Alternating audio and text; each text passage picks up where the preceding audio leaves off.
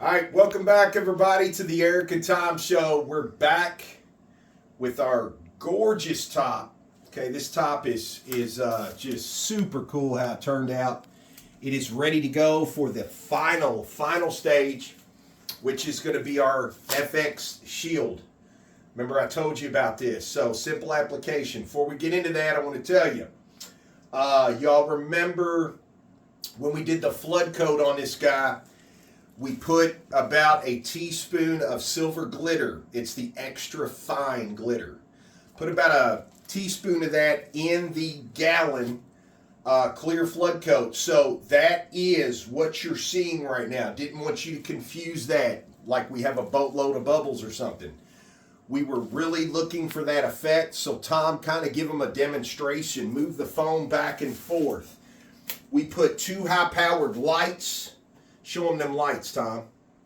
There you go. We put 2 high-powered lights right on the piece because we want you to see that glitter as the phone moves through everything. We wanted you to see that glitter kind of highlight and light up. So in person, as you walk by it, those glitter tits, if you will, they just hit, sporadically throughout the top. So really pretty.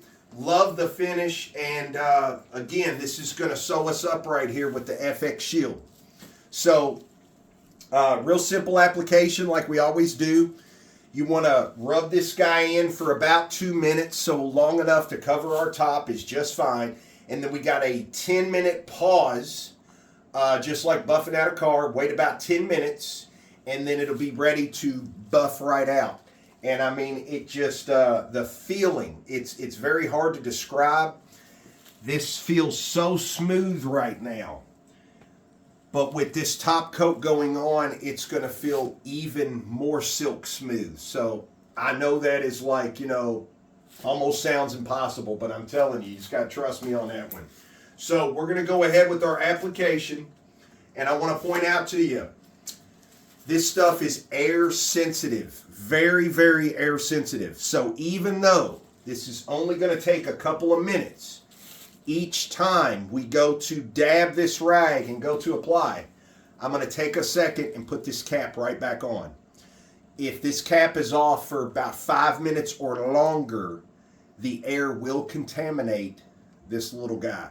So we don't want to contaminate that, obviously. So I'm going to take the time to put the cap back on through our process. It takes seconds just to ensure that this $80-something vial does not go bad. So simple as always. Got the cap off. Do not pour this on anything. It takes very, very little. So I just want to show you here. Get right up on it.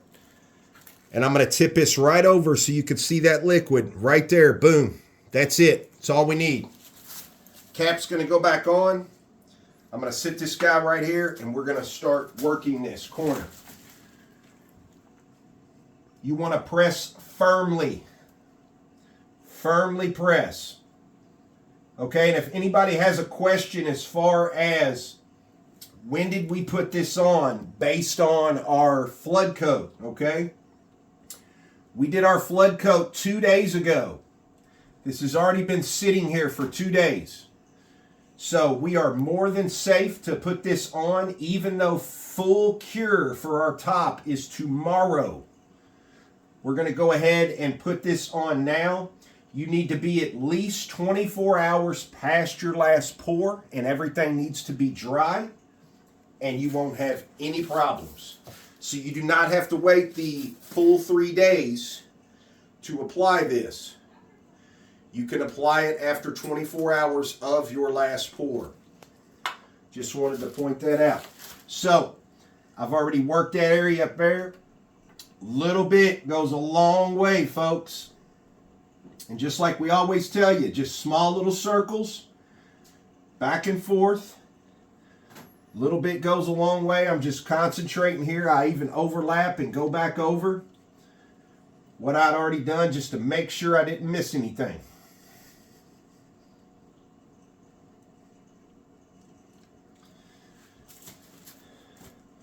Hope everybody's having a fabulous Wednesday.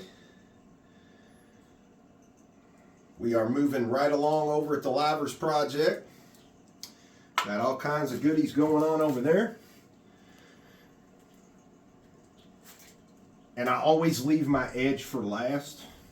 It's just what I do. You don't have to. I just like to leave it for last.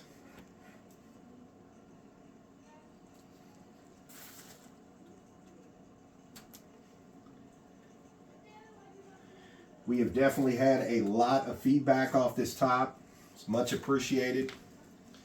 Obviously, we love what we do. So we try to do it to the best of our ability.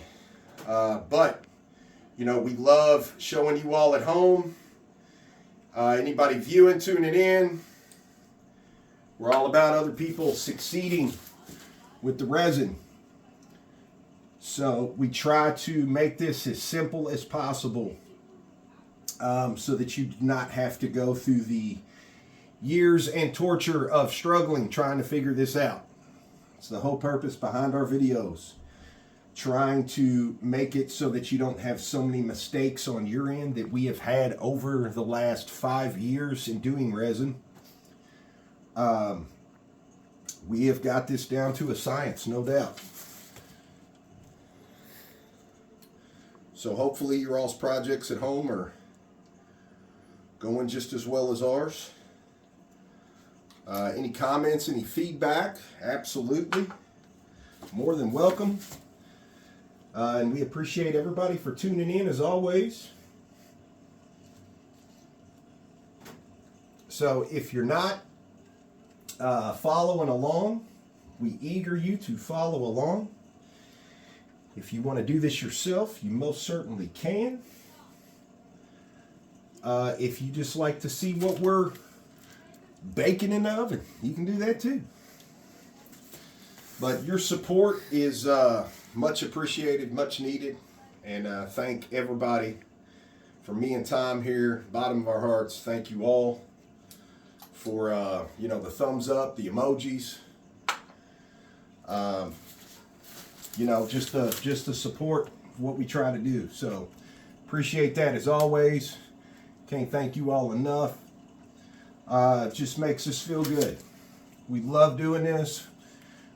It's an art. It takes practice like anything else. The more you do it, the better you're going to get.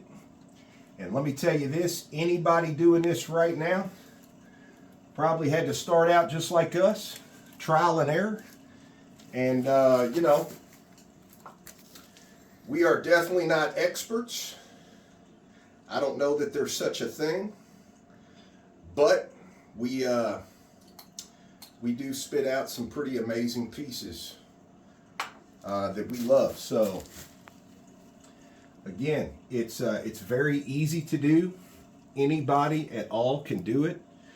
If you are wanting to get into resin, wanting to try, we always suggest starting with something smaller so that you kind of get a feel for everything.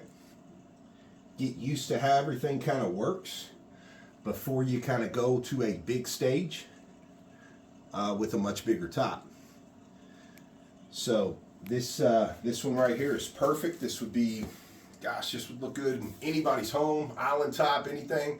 You all know at home, we are actually putting this over the top of Miss Teresa's washer and dryer. It's going to be beautiful, beautiful. So by all means, you can follow along.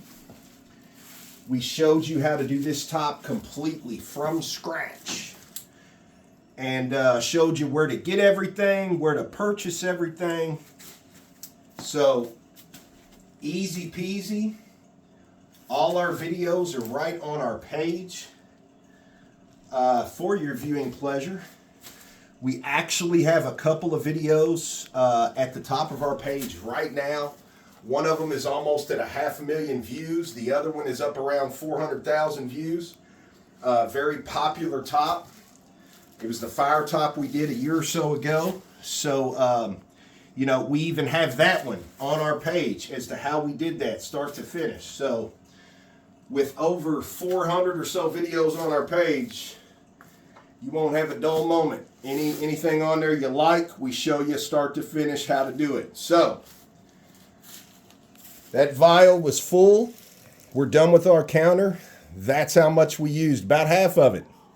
Okay, so we got half left for the other tops coming for Teresa. They're actually going to be a lot smaller than this.